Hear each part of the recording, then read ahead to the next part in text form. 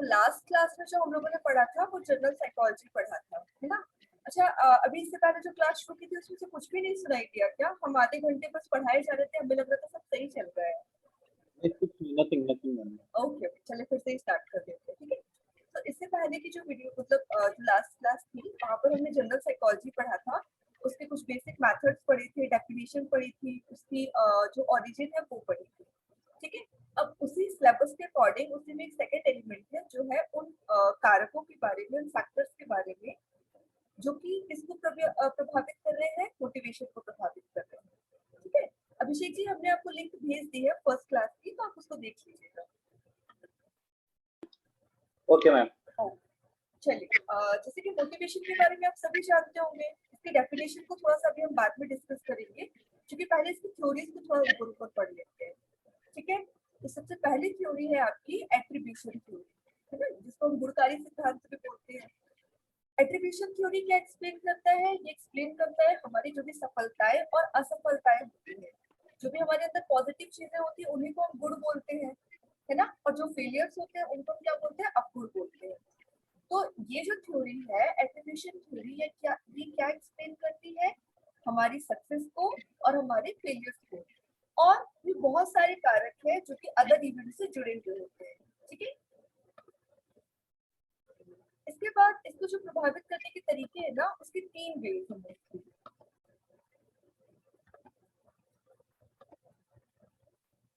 ठीक है, जो कि किसको प्रभावित करते हैं? हमारी एट्रीब्यूटिव थ्योरी को, या फिर हमारी फेलियर और हमारी सक्सेस को। जो तीन वेज है उसमें सबसे जो पहला टॉपिक है, सबसे पहला जो एसेंशियल पॉइंट है वो है आपका लोकस के बारे में। लोकस का क्या मतलब होता है? प्लेस। प्लेस मतलब स्थान। अच्छा, स्थान भी दो तरीके के चीजों में बटा हुआ है, इंटरनल और external. Internal versus external. Versus का मतलब आप लोग समझते ही होंगे, दो चीजों के बीच में विरोध होना, कि हम कुछ कह रहे हैं, आप कुछ कह रहे हैं, हमारा अंतर्मन कुछ और बोलता है और हमारा बाहरी मन कुछ और बोलता है। इसीलिए भी स्थान की बात की जाए तो हमारे अंदर जो जिन चीजों के लिए जगह है वो हमारा इंटरनल प्लेस है, जिसमें हर किसी को आने की परमिशन नहीं होती, और एक होता है एक्सटर्नल प्लेस, जहां पर हम एक मुखौटा ओढ़े बैठे रहते हैं, ठीक है। जो सेकंड एसेंशियल है वो है आपका स्टेबिलिटी। स्टेबिलिटी का क्या मतलब है? स्थिरता। किसी चीज को लेकर आप कितना स्थिर है, ठीक है। जैसे हमने आपसे कोई बात बोली और वो चीज आप कितनी देर तक उसको आप धारण कर पा रहे हैं। अब इसमें भी दो आपके विरोध आ जाएंगे, स्टेबल वर्सेस अनस्टेबल। मतलब आज आपका मन किया पढ़ने का, आप 3 घंटे बैठ गए, 2 घंटे बैठ गए, और कल आप बिल्कुल भी नहीं पढ़ रहे हैं, यानी कि क्या नहीं है आप में? स्थिरता की कमी है, ठीक है। अब एक जो होता है ना, आप स्टेबल नहीं हो पा रहे हैं, अपनी चीजों को कंट्रोल नहीं कर पा रहे हैं। और जो तीसरा एलिमेंट है वो इसी चीज की बात करता है, कंट्रोलेबिलिटी के बारे में, ठीक है, यानी कि नियंत्रणता के बारे में। इसके भी दो तरीके हैं, कंट्रोलेबल वर्सेस अनकंट्रोलेबल। अब जब जो मोटिवेशन हमें मिलता है, कुछ चीजों पर हम कंट्रोल कर लेते हैं और कुछ चीजों पर हम कंट्रोल नहीं कर पाते हैं। जैसे कि मान लिया हमने आपको किसी चीज के लिए मोटिवेट किया, तो वो अनकंट्रोलेबल है, कुछ ही समय के लिए रहेगा। यदि हम आपको जबरदस्ती कोई चीज अपनाने के लिए कह रहे हैं, तब वो मोटिवेशन नहीं, प्रेशर हो जाएगा, ठीक है। और जब आप सेल्फ मोटिवेट हो रहे हैं तब वो आपका क्या है? कंट्रोलेबल कंडीशन, ठीक है। इसके बाद एट्रीब्यूशन थ्योरी के बाद, हेलो, एट्रीब्यूशन थ्योरी के बाद आपकी जो अगली थ्योरी है वो है आपकी efficacy theory, self efficacy theory, आत्मानुभूति का सिद्धांत। आपको खुद से कोई चीज महसूस हो रही है, और क्या महसूस हो रहा है? A feeling of high self efficacy, यानी क्या? Sense of high self efficacy. हमें खुद में ही अपनी उच्च आत्मानुभूति का एहसास हो रहा है, जिसका क्या मतलब है? हाई सेंस ऑफ कॉम्पिटेंस, है ना, प्रतिस्पर्धा की उच्च भावना। जब तक हमें खुद से नहीं लगेगा ना कंपटीशन कितना हाई है, तब तक आप आगे नहीं बढ़ पाएंगे। और इसका सबसे बेहतरीन उदाहरण ये है कि जैसे मान लिया आपको गाना गाना पसंद है, ठीक है, पर यदि आप अकेले ही गाना गा रहे हैं तब आपको अपनी खुद की आवाज सर्वोत्तम लगेगी, ठीक है। और जब आप उसी आवाज को रिकॉर्ड करके सुनेंगे या 3-4 लोगों की और आवाजें सुनेंगे, तब आपको समझ में आएगा आपकी में कहाँ कमी है और दूसरों की चीजों से आपको कितना सीखना है। यानी कि यहाँ पर क्या हो रहा है? आपको आत्मानुभूति हो रही है। यदि आप अपने रिकॉर्ड की आवाज सुन रहे हैं तो आपको कोई और नहीं बता रहा है कि कमी कहाँ पर है, आपको से ही समझ में आ रहा है, ठीक है। अब ये क्या है, एक तरीके का विश्वास है, self efficacy is the belief, ये एक तरीके का विश्वास है that one has necessary capability to perform a task. आपको ये खुद में भरोसा दिलाता है कि आपको कोई टास्क पूरा करने के लिए आपको कुछ इम्पोर्टेंट या नेसेसरी कैपेबिलिटीज है to fulfill role expectations, to meet a challenging situation successfully, ठीक है। जिसे मान लिया इस एग्जाम के लिए आप लोगों ने अप्लाई किया, अब यहाँ पर आपके अंदर क्या आया, सेल्फ एफिकेसी थ्योरी, यहाँ पर ये अप्लाई होगी। यदि आप खुद ही पहले से सोच लेते कि नहीं होगा ही नहीं, हम कुछ करेंगे ही नहीं, तो क्या आप एग्जाम के लिए अप्लाई भी नहीं कर पाते हो, ठीक है। क्योंकि आपको थोड़ा सा भी लगा कि हाँ कुछ हो सकता है, इसलिए क्या किया आपने, अप्लाई किया। अब इस थ्योरी के अंतर्गत जब आपने अप्लाई किया तो आपके अंदर एक विश्वास आया कि इस परफॉर्म को या इस टास्क को परफॉर्म करने के लिए आपके अंदर नेसेसरी कैपेबिलिटीज हैं, यानी कि आपको ग्रेजुएट है उस सब्जेक्ट में, इंपॉर्टेंट कैपेबिलिटी वही चाहिए ना, आपको साइकोलॉजी आती है, आपको इजीली आपका सिलेबस पैटर्न मेथड्स जो भी है आपको प्रोवाइड हो जाएंगे। इन सारी चीजों से आपके अंदर एक क्या आया, विश्वास आया। टू फुलफिल रोल एक्सपेक्टेशन, आप क्या कर पा रहे हैं, खुद की उम्मीदों को पूरा कर पा रहे हैं कि एक अच्छा शिक्षक होने की जो भी योग्यताएं हैं, एक अच्छी शिक्षक की भूमिका निभाने के लिए जो भी इम्पोर्टेंट योग्यताएं हैं, उन भूमिकाओं को आप बहुत अच्छे से पूरा कर सकते हैं और meet a challenging situation successfully, और जो भी आपको चुनौतीपूर्ण परिस्थितियां मिलेंगी उससे आप क्या करेंगे, सफलतापूर्वक तरीके से डील कर पाएंगे, ठीक है। अब ये आगे क्या करेगा, आपकी जो स्ट्रेटेजीज हैं उनको क्या करेगा, इनहेंस करेगा, आगे बढ़ाएगा। यदि आपको खुद में लग रहा है तो आप क्या करेंगे, उस बेसिक स्किल को मास्टर कर पाएंगे। यदि आपको लग रहा है कि आप साइकोलॉजी पढ़ सकते हैं तो आप उसमें बहुत अच्छा करने की कोशिश करेंगे, हो सकता है सिलेक्शन के बाद आप स्कूल के बेस्ट टीचर बने, ठीक है, या बच्चों को बेस्ट तरीके से पढ़ाएं। ये क्या कर रहा है, एक तरीके से स्ट्रेटेजीज को इफेक्ट कर रहा है, इनहेंस कर रहा है ना। और सबसे बेटर कोटेशन यहाँ पर यही होगा, मन के हारे हार है, मन के जीते जीत। यदि आपने मान लिया है कि आप जीत सकते हो तो आपको कोई हरा नहीं सकता, ठीक है। हेल्प करेगा उन स्टूडेंट्स को जो भी आपके नोटिसेबल प्रोग्रेस होती है डिफिकल्ट टास्क को कंप्लीट करने के लिए, कम्युनिकेट करेगा, कॉन्फिडेंस देगा स्टूडेंट में उनकी एबिलिटीज को बढ़ाने के लिए, उनके वर्ड्स के थ्रू भी और एक्शन के थ्रू भी। जैसे हम आपको सिर्फ कहेंगे नहीं कि आपको पढ़ना है पढ़ना है पढ़ना है, कोशिश करेंगे कि एग्जाम योग्य एग्जाम के लिए जो भी एप्लीकेबल पैटर्न हो उस तरीके से आपको पढ़ाया जाए, उस तरीके से आपको मटेरियल प्रोवाइड कराया जाए, इस लैंग्वेज का यूज किया जाए जो आपको समझ में आए। एक्सपोज देम सक्सेसफुल फियर्स, आपके जो भी प्रॉब्लम्स आ रही होंगी उनको एक्सपोज करने की कोशिश करें। अदर रिकमेंडेशंस क्या हो सकती है, कि प्रोवाइड करेगा कॉम्पिटेंसी को, ठीक है, और प्रमोट करेगा फीडबैक को। मतलब जैसे आप दोनों यहाँ पर अभी जुड़े हुए हैं तो हम कोशिश करेंगे आप दोनों के अंदर एक हेल्दी कंपटीशन हो, ठीक है। कंपटीशन कैसा होना चाहिए, हेल्दी होना चाहिए। जैसे टेस्ट में तो इक्वली मार्क्स आए या अच्छे मार्क्स आए। प्रमोट करें आप दोनों को फीडबैक देने के लिए कि आप लोग ऑनेस्टली बताएं आपको जो भी पढ़ाया जा रहा है, जो भी बताया जा रहा है वो आपके लिए कितना लाभदायी है, आपको कितना फायदा लग रहा है, आपको कितना महसूस हो रहा है कि कितना अच्छे से आपको इसका जो भी आपको फीडबैक है वो मिलेगा, ठीक है। Promote mastery on challenging task, जो भी आपको चैलेंजिंग टास्क दिए जाएंगे कोशिश की जाएगी कि उनको मास्टर तरीके से प्रमोट किया जाए, आप उसको बेहतरीन तरीके से कर पाए। Promote self comparison rather than comparison with others, जैसे यहाँ पर आप दो लोग हैं, अभिषेक जी और तनु जी, तो आप दोनों एक दूसरे से कंपटीशन करें, इससे बेहतर क्या होगा, आप दोनों खुद से कंपटीशन करें। जैसे मान लिया हम कल कोई टेस्ट कंडक्ट कराएंगे, ठीक है, अब तनु जी चूंकि 2-3 दिन से क्लास ले रही है तो हो सकता है उनके अभिषेक जी से अच्छे मार्क्स आ जाए, लेकिन अभिषेक जी ने आज की क्लास पढ़ते हुए यदि उस टेस्ट में अच्छा परफॉर्म किया है तो वो किस चीज का एग्जाम्पल होगा, सेल्फ कंपैरिजन का, कि आपने खुद में खुद से अच्छा करने की कोशिश की है, ठीक है। बताते जाइएगा बीच बीच में कुछ कहाँ करते जाइएगा वरना हमें लगेगा अभी भी क्लास में चल रही है। नहीं, okay okay ma'am, continue. Okay, thank you. समझ में आ रहा है ना अभिषेक जी?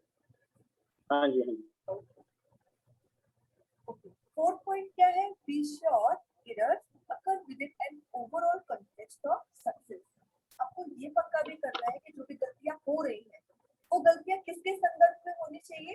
सक्सेस के संदर्भ में। मतलब यदि आपके 10 में से 2 गलत है, कोई बात नहीं, आपके 8 सही है, लेकिन अगली बार आपका जो एरर काउंट है वो कम हो जाना चाहिए।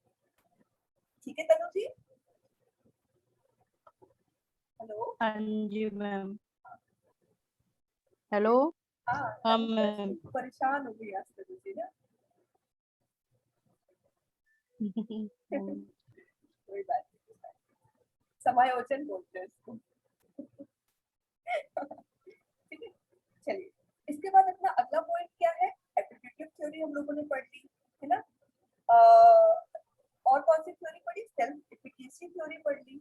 अगली थ्योरी जो है वो है सेल्फ डिटरमिनेशन और सेल्फ रेगुलेशन थ्योरी, यानी कि स्वनिर्धारण और स्वसंचालित सिद्धांत।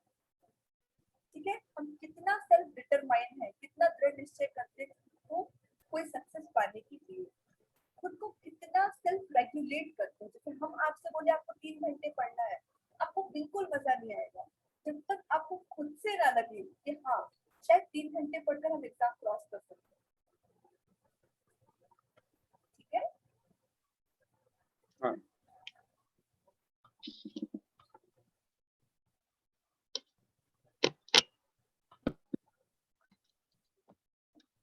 चलिए, तो हमारे पास 2 थ्योरी अब कौन सी हो गई? Self determination theory and self regulation theory.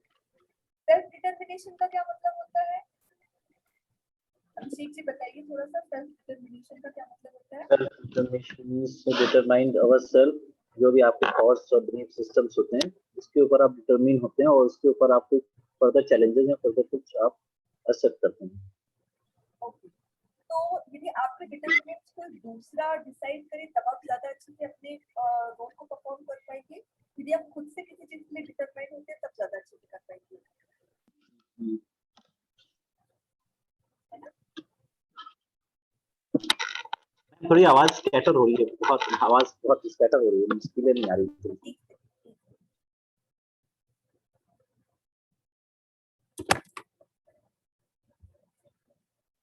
ठीक माइक थोड़ा सा दूर रखिए, हम पास एक बार थोड़ा सा एडिट करिए तो।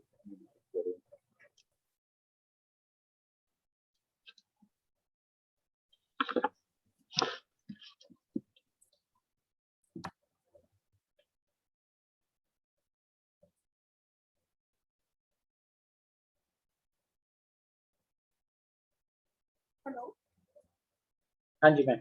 अभी ठीक है? हाँ अभी थोड़ा बेटर है। ओके, हम ये पूछ रहे थे सेल्फ डिटरमिनेशन जिसे अभी आपने बताया, तो हमारा क्वेश्चन ये था यदि हम आपको किसी चीज के लिए डिटरमाइन करें, आपके डिटरमिनेंट से कि हम फिक्स करें, तब आप अपने रोल को अच्छे से परफॉर्म कर पाएंगे, या फिर आपको खुद में यदि कोई चीज लगती है, आपको खुद आपको डिटरमिनेशन एक्सेप्ट करके तब आप ज्यादा अच्छे से अपना रोल परफॉर्म कर पाएंगे। मैम जब अपने में ज्यादा अपना फर्म डिटरमिनेशन सेल्फ होता है तो वो ज्यादा अच्छा होता है, ज्यादा देन कोई फोकस करें। है ना? मतलब यदि कोई अदर हमें मोटिवेट कर रहा है वो एक तरीके का टेम्परेरी मोटिवेशन है, पर यदि हम खुद हाँ मोटिवेट हो रहे हैं तो वो एक तरीके का क्या है? परमानेंट मोटिवेशन है। कॉमन। ठीक है, और सेम चीज यहाँ पर सेल्फ डिटरमिनेशन में आएगी। अब इसके कुछ एलिमेंट्स हैं, ठीक है, इस बारे में बात करते हैं। प्रेजेंट रूल्स के बारे में, इंस्ट्रक्शंस के बारे में। ठीक है, और इंस्ट्रक्शन किस मैनर की होनी चाहिए?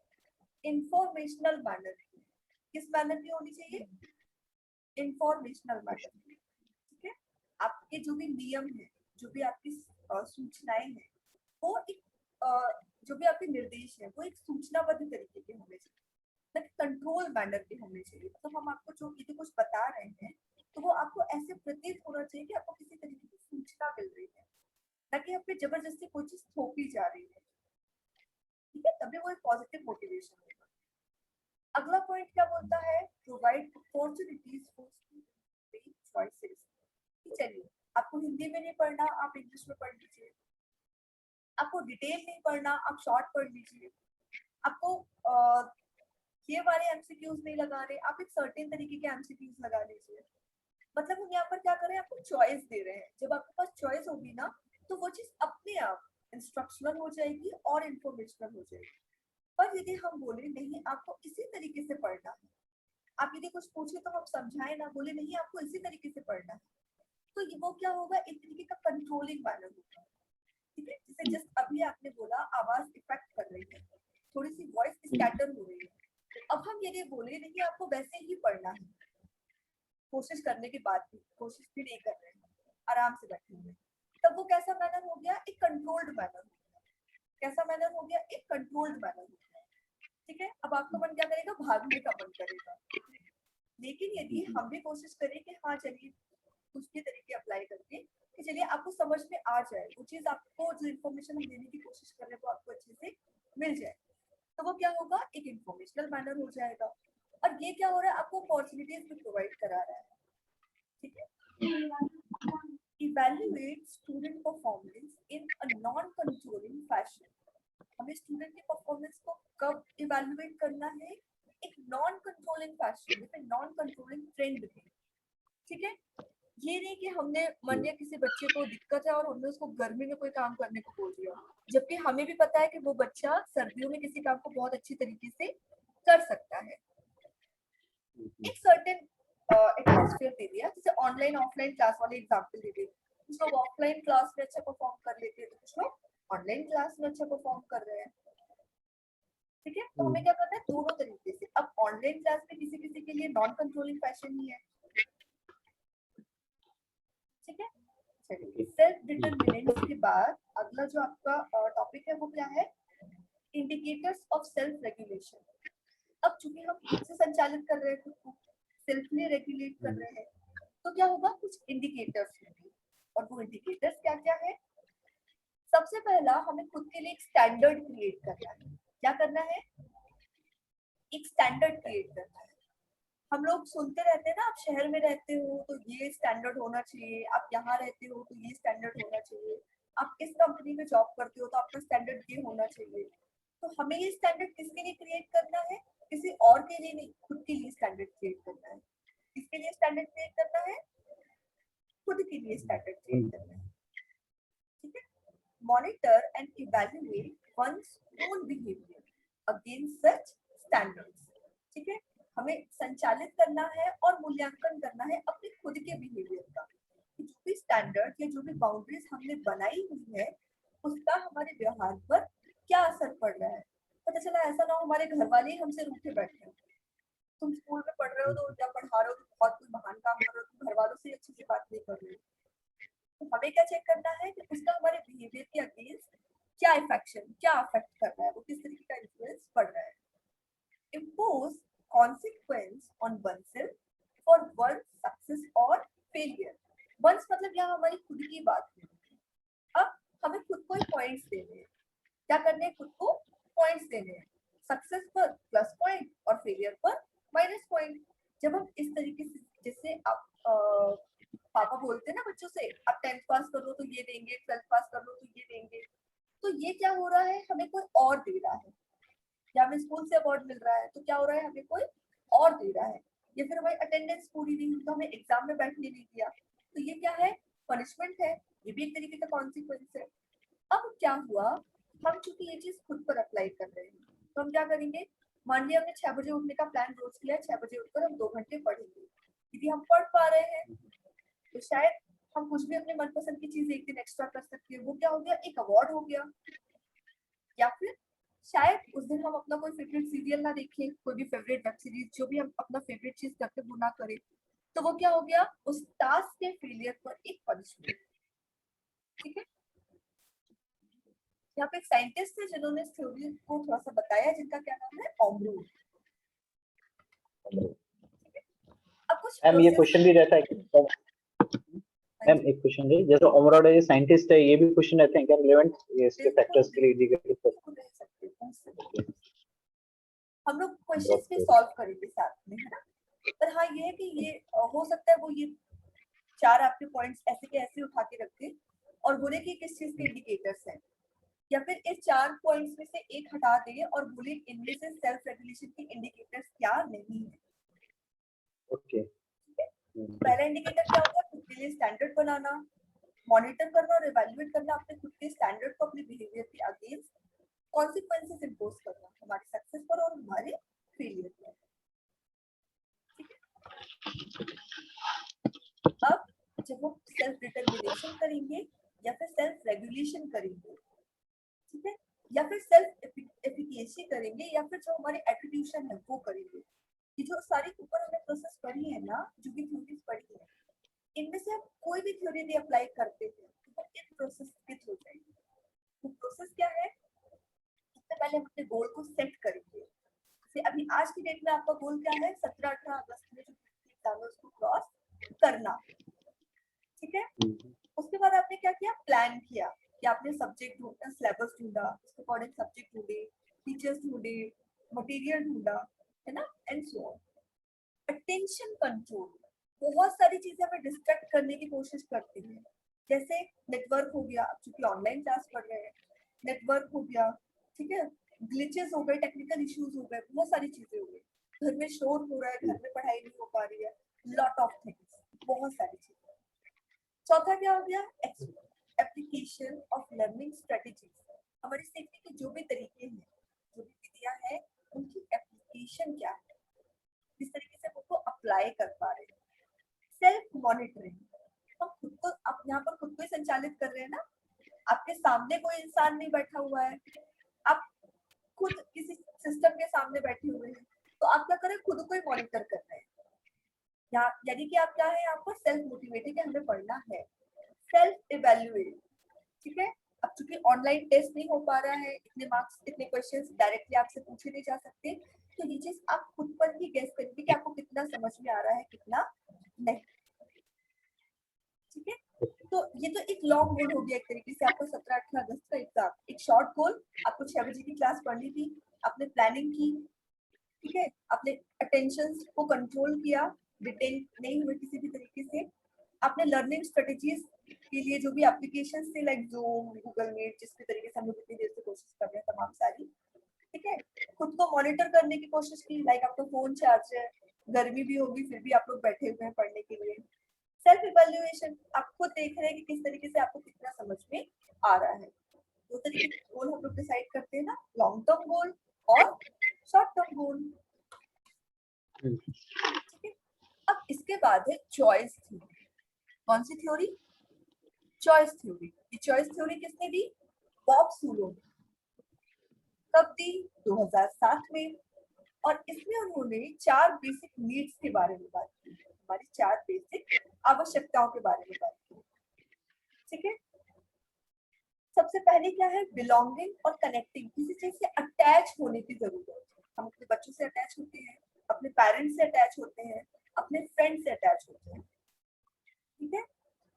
थ्योरी ऑफ अटैचमेंट और थ्योरी ऑफ डिटैचमेंट दो अलग अलग चीजें हैं, और उनका जो क्रम, जिस तरीके से हम किसी चीज को याद कर रहे हैं और उसी तरीके से उसको भूलते हैं, स्मरण और विस्मरण, ठीक वैसे ही थ्योरी ऑफ अटैचमेंट और थ्योरी ऑफ डिटैचमेंट भी काम करता है। हम जिस तरीके से किसी से अटैच होते हैं धीरे धीरे, उसी तरीके से उससे डिटैच भी होते हैं। पावर और कॉम्पिटेंस, हमारी शक्ति और प्रतिस्पर्धा, हमारी शक्ति भी हमारी जरूरत है, ठीक है, और कॉम्पिटेंस, आप किसी चीज के लिए कितना कॉम्पिटेंट है वो भी आपकी जरूरत है। आपकी फ्रीडम, मैम थोड़ा सा सॉरी, ओके, पावर कॉम्पिटेंस को थोड़ा सा मैम थोड़ा डीपली एक्सप्लेन करेंगे? हाँ एक सेकंड कर रहे हैं। तनु जी आप भी बोलते जाइएगा, बीच में कोई इशू होगा ना। है जी, तनु जी से बोल रहे हैं, आप भी बोलते जाइएगा, बीच में कोई इशू। शायद वो है नहीं, वो शायद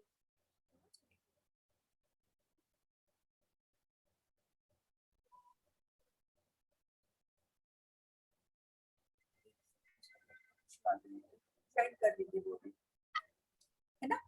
तो देखिए पहला क्या हो गया आपका? बिलोंगिंग और कनेक्टिंग, दूसरा हो गया पावर और कॉम्पिटेंस, तीसरा हो गया फ्रीडम, और चौथा हो गया फन। इसे मान लिया आपके पास पावर है कि आप कहीं भी अकेले ट्रेवल कर सकते हैं, आपके पास शक्ति है, आप यदि आप किसी ऐसी परिस्थिति में फंस गए तो आप किसी से भी लड़ सकते हैं, आप अपने अधिकारों के लिए किसी से भी बात कर सकते हैं, वो क्या है आपका? पावर, आपकी शक्ति। कभी कभी हम अपने पावर को अपने कॉम्पिटेंस के अगेंस्ट भी यूज करते हैं, है ना। जिसे इसको थोड़ा सा नेगेटिव वे में ले जाया जा सकता है, डोमेस्टिक वायलेंस, थोड़ा सा नेगेटिव वे में इसको ले जा सकते हैं, थोड़ा सा, बहुत ज्यादा नहीं। अब कॉम्पिटेंस क्या है, आप किस चीज के लिए कॉम्पिटेंट है। डोमेस्टिक वायलेंस के आप कॉम्पिटेंट नहीं है, ठीक है, लेकिन अकेले ट्रैवल करने के लिए आप कॉम्पिटेंट है, ठीक है, पढ़ने के लिए आप कॉम्पिटेंट है, फ्री रहने के लिए आप अपनी फ्रीडम जो है आप उसके लिए भी, वो भी आपकी नीड है।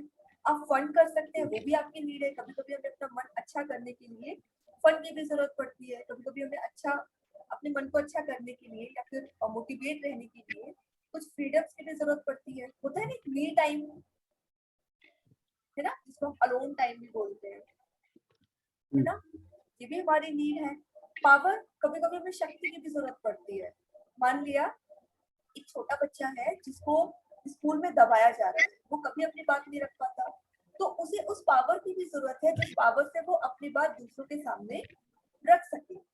अब कॉम्पिटेंसी कहाँ पर आ गई, कॉम्पिटेंसी यहाँ पर आ गई कि हम बोलते हैं ना बड़ों के बीच में नहीं बोलते या बड़ों की बात नहीं काटते, तो हमें ये भी देखना पड़ेगा वो उस बात को रखने के लिए कैपेबल है कि नहीं, कॉम्पिटेंट है कि नहीं, उसे वो बात समझ में आ भी रही है कि नहीं, ठीक है। तो चॉइस थ्योरी को किसने दिया था, बॉब सूलो ने दिया था। कब दिया था, 2007 में दिया था, ठीक है। 4 बेसिक साइकोलॉजिकल नीड्स उन्होंने बताई थी।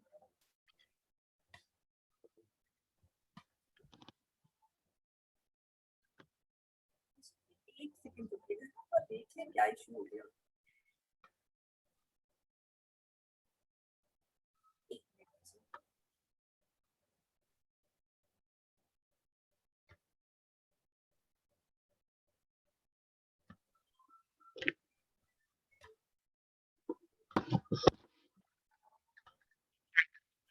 इसके बाद सबसे फेमस थ्योरी जो हम लोग पढ़ते हैं मास्लो की हायरार्की ऑफ नीड्स, है ना, मास्लो की जो आवश्यकता है उसका क्रमबद्ध सिद्धांत हम लोग पढ़ते हैं ना, तो इसको चार्ट के थ्रू बताने की कोशिश की है, ठीक है। अच्छा, अब्राहम मास्लो थे कौन, इसको थोड़ा सा समझ लेते हैं। तो इनका जो बर्थ हुआ था, इनका जो जन्म हुआ था वो हुआ था 1 अप्रैल 1908 को। दिख रहा है ना आपको, हेलो, हाँ विजिबल है मैम। हाँ ओके, है ना। अब्राहम मास्लो का, अब्राहम हरलॉर्ड मास्लो इनका पूरा नाम है। इनका जन्म कब हुआ था, 1 अप्रैल 1908 को, और ये एक्सपायर हुए थे 8 जून 1970 को, ठीक है। अब इनका थोड़ा सा डिटेल पढ़ लेते कि ये थे कौन। ये एक मनोवैज्ञानिक थे जिन्होंने who studied positive human qualities, ठीक है, and the lives of exemplary people, ठीक है। इन्होंने, ये एक मनोवैज्ञानिक थे जिन्होंने पॉजिटिव ह्यूमन क्वालिटीज के बारे में पढ़ाई की हुई थी, ठीक है। और इन्होंने जो भी पीपल एग्जेम्पलरी जो भी लाइफ्स होती है उनको इन्होंने जिया हुआ था, ठीक है। और इसके बाद क्या हुआ था, ये कब किया था उन्होंने, 1954 में। हेलो मैम, हाँ, the lives of exemplary peoples means human quality means exceptional लोगों पे इन्होंने रिसर्च करी थी या कुछ हाँ अलग टाइप के लोगों पे? हाँ वही किया था ना, ठीक है। ये इनकी रिसर्च थी कि इन्होंने क्या पढ़ा था, इन्होंने पॉजिटिव ह्यूमन क्वालिटीज पर एक रिसर्च की थी, और the life of exemplary people, है ना, जो भी पीपल एग्जेम्प्ट है उनकी जिंदगी क्या थी, उनका जीवन क्या था। और ये रिसर्च इन्होंने कब की थी, 1954 में, ठीक है। Maslow created the hierarchy of human needs. ये क्वेश्चन आता है कि मानव आवश्यकता का क्रमबद्ध सिद्धांत किसने दिया था, तो आंसर क्या होगा, मास्लो ने। और मास्लो का पूरा नाम क्या था, अब्राहम हेरोल्ड मास्लो, ठीक है। इन्होंने hierarchy of human needs create की थी और एक्सप्रेस की थी इसकी थ्योरीज को अपनी किताब में, जिस किताब का नाम क्या था, मोटिवेशन एंड पर्सनालिटी। 3 क्वेश्चन यहाँ पर आते हैं, इन्होंने स्टडी किस चीज में की, किस सन में की, है ना, इनके क्रिएशंस क्या थे और इनकी बुक का नाम क्या था, ठीक है। ठीक है, अब इनका क्या है, सबसे पहले ये जो इनकी हायरार्की ये स्टार्ट होती है, ये नीचे से शुरू होती है। तो हमारी सबसे बेसिक नीड्स क्या होती है, फिजियोलॉजिकल नीड। बेसिक नीड क्या होती है, फिजियोलॉजिकल नीड, जिसमें क्या जुड़ा हुआ है, breathing, food, water, sex, sleep, homeostasis और एक्सक्रीशन, ठीक है, जो भी हमारी बेसिक नीड्स है, पैदा होने के बाद एक शिशु को जिन सारी चीजों की जरूरत पड़ती है, यानी कि हमारी दैहिक आवश्यकताएं, फिजियोलॉजिकल नीड्स को हम क्या बोलते हैं? दैहिक आवश्यकताएं। दूसरी नीड है हमारी सेफ्टी। सेफ्टी कहाँ से डिटरमाइन हो रही है? Security of body, of employment, of resources, morality, of the family, health और प्रॉपर्टी। ये चीजें आपको सुरक्षित रखनी है ना, आपका शरीर सुरक्षित रहे, आपको एक अच्छी जॉब मिल जाए, आपके पास जो भी संसाधन हो वो आपके पॉजिटिव रहे, ठीक है। आपको मोरालिटी, आपकी अच्छी नैतिकता हो, समाज में आपका अच्छा, आपका नैतिक मतलब पतन नहीं होना चाहिए। आपकी फैमिली अच्छी हो, उसकी सेफ्टी, है ना, आपका हेल्थ, आपकी प्रॉपर्टी। थर्ड है लव बिलोंगिंग, आपके फ्रेंड्स अच्छे होने चाहिए, है ना, इसकी भी जरूरत है। फैमिली, इसकी भी जरूरत है। इंटीमेसी, फिजिकल इंटरनल कई तरीके की होती है, इनकी भी जरूरत है। इसके बाद है आपकी स्टीम। जितना अच्छा आपका स्टीम होगा, जितना हाई आपका स्टीम होगा ना, सेल्फ स्टीम जितना आपका हाई होगा, आप उतना आगे बढ़ेंगे। इसीलिए हम बोलते हैं खुद को कभी भी डिमोटिवेट नहीं करना है। सेल्फ मोटिवेशन इसीलिए आगे बढ़ता रहता है कि हमें हमारा जो स्टीम है वो हमेशा हाई होना चाहिए, हमारे अंदर का जो उत्साह है वो हमेशा हाई होना चाहिए, ठीक है। तो अब स्टीम कितने तरीके के होते हैं? सेल्फ स्टीम है, कॉन्फिडेंस है, हमारी अचीवमेंट, उपलब्धि है, रिस्पेक्ट ऑफ अदर्स है और रिस्पेक्ट बाय अदर्स है। हम दूसरों की किस प्रकार से इज्जत कर रहे हैं और दूसरे हमारी किस तरीके से इज्जत कर रहे हैं, ठीक है। तो ये क्या हो गया? आपका स्टीम हो गया। अब आपका फिफ्थ है सबसे इंपॉर्टेंट, सेल्फ एक्चुअलाइजेशन नीड। आपको खुद एक्चुअलाइज हो रहा है, आपको खुद से रियलाइज हो रही है कोई चीज, ठीक है। थोड़ा सा समझ लेते हैं सेल्फ एक्चुअलाइजेशन नीड क्या है। तो अ पर्सन्स मोटिवेशन, यानी कि एक व्यक्ति की अभिप्रेरणा टू रीच हिज और हर फुल पोटेंशियल, अपने फुल पोटेंशियल पर पहुंचना, आपकी जो भी लास्ट क्षमता है ना, उस पर पहुंचना, as shown in Maslow's hierarchy of needs, जैसे कि मास्लो की हायरार्की, नीड हायरार्की में शो किया गया है। A person's basic needs must be met before self-actualization can be achieved. आपकी जो भी बेसिक नीड्स होगी, है ना, वो आपकी सेल्फ एक्चुअलाइजेशन से पहले आपको मिल चुकी होगी। आपकी जो फिजियोलॉजिकल नीड्स के बाद सेल्फ एक्चुअलाइजेशन नीड्स से पहले जो भी नीड्स आपके नीचे दी गई है, ये सब आपकी एक तरीके से क्या है? बेसिक नीड्स है। रोटी, कपड़ा और मकान वाज अ डिफरेंट थिंग, वो सारी की सारी अलग चीजें थी। लेकिन मास्लो के अकॉर्डिंग ये जो हायरार्की दी गई है, ये सब क्या है? आपकी बेसिक नीड्स ही है। आप पैसे के बिना रह सकते हैं? नहीं, वो भी आपकी बेसिक नीड है। आप लव और अफेक्शन के बिना रह सकते हैं? नहीं, वो भी आपकी बेसिक नीड है। आप अफेक्शन, एस्टीम, इन सब के बिना भी नहीं रह सकते, ठीक है। कुछ क्वेश्चंस आपके यहाँ पर और फ्रेम हो रहे हैं, ये क्रम पूछ सकते हैं, ठीक है। ये क्रम पूछ सकते हैं, इनमें से क्या मास्लो की नीड में इंक्लूड नहीं था, ठीक है, और इसका सही क्रम क्या है, इसको इनकोड करके वो पूछ सकते हैं, आपको उसको डिकोड करना पड़ेगा। अब है आपकी मैम इसमें मैम एक मिनट की स्लाइड पीछे सॉरी, समझ नहीं आया क्या बोल रहे हैं आप।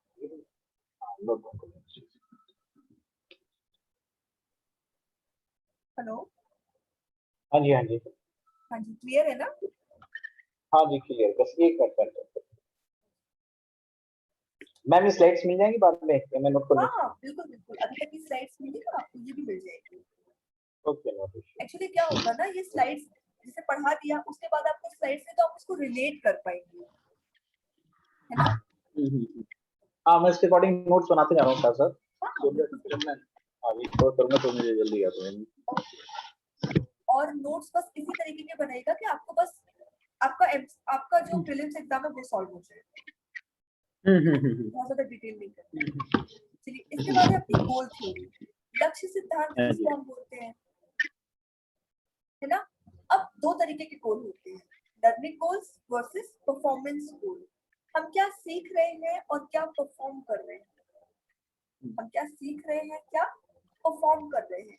इसको हम एक तरीके से भी बोल सकते हैं थ्योरी वर्सेस एक्सपेरिमेंट। ठीक है, जैसे आपने पढ़ लिया कि आपको किस तरीके से पढ़ाना है, अब आप स्कूल में जाकर किसी को पढ़ा रहे हैं, है ना। जैसे यदि आपने बीएड वगैरह किया होगा तो आपकी इंटर्नशिप रही होगी, ठीक है। तो बीएड में क्या सीखा, कैसे पढ़ना है, that was your learning goals. वो क्या थे आपके लर्निंग गोल्स, वो आपके सारे लर्निंग गोल्स थे। वर्सेस परफॉर्मेंस गोल्स, जब आपने पढ़ाना शुरू किया इंटर्नशिप एज एन इंटर्नशिप, तो वो क्या हुए आपके परफॉर्मिंग गोल्स। अब लर्निंग गोल्स क्या है, desire to acquire additional knowledge और मास्टर न्यू स्किल्स। आप इच्छा रख रहे हैं नई चीजों को सीखने के लिए और नई स्किल्स को सीखने के लिए, एडिशनल ज्ञान को सीखने के लिए, है ना, प्राप्त करने के लिए, एक्वायर करने के लिए, और नई स्किल्स को सीखने के लिए। Performance goal, desire to look good, से आप अच्छा दिखने की कोशिश कर रहे हैं। आप क्या कर रहे हैं, अच्छा दिखने की कोशिश कर रहे हैं, तो ये क्या हुआ आपका परफॉर्मेंस, ठीक है। एंड रिसीव फेवरेबल जजमेंट, आपको जो चाहिए आप वही समझे जा रहे हैं, ठीक है। जैसे कोई आपको बोल रहा है बहुत बुद्धिमान है, आपको जो भी चीजें आपको जजमेंट्स मिल रहे हैं ना, वो सारे के सारे आपके फेवर में मिल रहे हैं, आपके अगेंस्ट नहीं मिल रहे हैं, फ्रॉम अदर्स, दूसरे से, ठीक है। और else look bad and receive unfavourable judgement. आपके परफॉर्मेंस गोल्स और आपके लर्निंग गोल्स दो अलग अलग हैं। आपने सीखा कि आपको क्या पहनना है, ये आपका लर्निंग गोल हो गया। परफॉर्मेंस, आप यदि वो ड्रेसअप पहनकर गए या वो स्टैंडर्ड आपने अपनाया, तो आपको जजमेंट्स मिलेंगे जो कि कैसे हो सकते हैं, फेवरेबल भी हो सकते हैं और अनफेवरेबल भी हो सकते हैं। हो सकता है कुछ लोगों को पसंद आए, हो सकता है कुछ लोगों को ना पसंद आए। सेल्फ डिटरमाइंड गोल, हम खुद से अपने लक्ष्य का निर्धारण करते हैं, इसलिए पर्सनली रिलेवेंट गोल्स। हमने आपको बताया कि आप पढ़ने के लिए इन चीजों का यूज कीजिए, इससे बेटर होगा यदि आप खुद के गोल्स बनाए। किसी को 4 घंटे लगातार बैठकर चीजें याद हो जाती है, तो किसी को 2 घंटे में ही वो सारी चीजें याद हो जाती है, ठीक है। यानी कि क्वांटिटी नहीं क्वालिटी इफेक्ट हो रही है यहाँ पर। तो personally relevant goals and self determined goals enhance a student's motivation। जब आप जो भी अपने गोल सेट कर रहे हैं उससे आपको पॉजिटिव रिजल्ट मिल रहा है, तब आप क्या हो रहे हैं, खुद ही मोटिवेट हो रहे हैं अपने गोल को सेट करना। नेक्स्ट है मेजर एलिमेंट्स। अब मेजर एलिमेंट्स क्या होंगे, अपने गोल को एक्सेप्ट करना, ठीक है। कि आपने इतना गोल यदि बनाया है तो आपको किसी भी तरीके से उसको पूरा करना है, ये नहीं कि बीच में छोटे भाग गए। स्पेसिफिक, आपको क्या करना है, उसको स्पेसिफाई भी करना है कि आप अपने गोल को पूरा किस तरीके से करेंगे। प्लान किया आपने, चैलेंजेस बीच में क्या आएंगे, कुछ चैलेंज भी आएंगे, बीच में क्या आएंगे, कुछ चैलेंज भी आएंगे, ठीक है। कोई भी ग्लिचेस आ सकते हैं किसी भी तरीके। फोर्थ है परफॉर्मेंस मॉनिटरिंग। आप जो भी चीज आप संचालित कर रहे हैं उसको आप किस तरीके से मॉनिटर कर पा रहे हैं, वो आपको परफॉर्मेंस किस तरीके से आपको रिजल्ट दे रहा है। जैसे आपने 4 घंटे पढ़ने का सोचा, तो आपने एक्सेप्ट किया कि आपको 4 घंटे पढ़ना है, स्पेसिफाई किया कि 4 घंटे में आपको किन किन चीजों को पढ़ना है। चैलेंजेस अपनाए कि इन 4 घंटे पढ़ने पर हो सकता है आपकी बैक दर्द होने लगे, बीच में भूख लगाए, कुछ भी चीजें हो सकती है। परफॉर्मेंस मॉनिटरिंग, आप ये भी चेक कर रहे हैं कि आपको किस तरीके से आप सीख रहे हैं। परफॉर्मेंस फीडबैक, आप ये भी चेक कर रहे हैं कि आपको फीडबैक क्या मिल पा रहा है, ठीक है। नेक्स्ट है लेसन ऑब्जेक्टिव्स। अब जो भी अध्याय आपके होंगे उनके उद्देश्य क्या होंगे, जो भी आप सीखा है आपने अभी तक। स्मार्ट होना चाहिए, स्पेसिफिक होना चाहिए, मेजरेबल होना चाहिए, अटेनेबल होना चाहिए, रिजल्ट ओरिएंटेड होना चाहिए और टाइम बाउंड होना चाहिए। तो सबसे पहला आपका जो रिजल्ट लेसन है वो क्या होने चाहिए, चैलेंजिंग होने चाहिए। अब वो चैलेंजिंग किस तरीके से होने चाहिए, स्पेसिफाइड हो, उसको मेजर किया जा सके। कुल मिलाकर आपने जो सीखा उसका रिजल्ट होना चाहिए, ये नहीं कि हमने कोशिश की पर उसका कोई भी रिजल्ट नहीं निकला, ठीक है।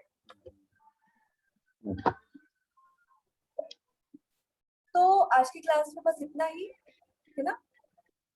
उसको थोड़ा सा समझ लीजिएगा आप, और यदि कुछ समझ में ना आए, कोई दिक्कत होती है तो आपको इसकी पीडीएफ मिल ही जाएगी, है ना। और जो आपके यदि डाउट्स होंगे तो वो आपके क्लियर कहाँ पर हो जाएंगे, क्वेश्चन जब आप लोग सॉल्व करेंगे उसमें क्लियर हो जाएंगे। ओके ठीक है, चलिए कल की क्लास का टाइम मैम, क्या इसकी होगा? मैम इसमें जो अभी अभी अब लिंक डिस्कनेक्ट हुआ था उसका मेरे को मिलेगा भी कैसे हाफ एन आवर क्लास अच्छा नहीं, ये क्लास का जो लिंक डिस्कनेक्ट हुआ भी था तो ये पूरी क्लास रिकॉर्ड होकर चैनल पर डल जाएगी, तो आप वहां पर देख लीजिएगा। ठीक है, ओके डिटेल चैनल मिल पे आ जाएगा। जाएगी। हाँ, है ना, उसको सब्सक्राइब भी कर दीजिएगा, और बीच में आपको जो भी डिटेल्स होगी वो मिल जाया करेगी। क्योंकि कुछ टॉपिक ऐसे है ना, जैसे मान लिया यहाँ पर तो क्रैश एज अ क्रैश उनको जल्दी जल्दी डिस्कस कर रहे हैं, पर वहां पर उनको आराम से डिस्कस किया गया है।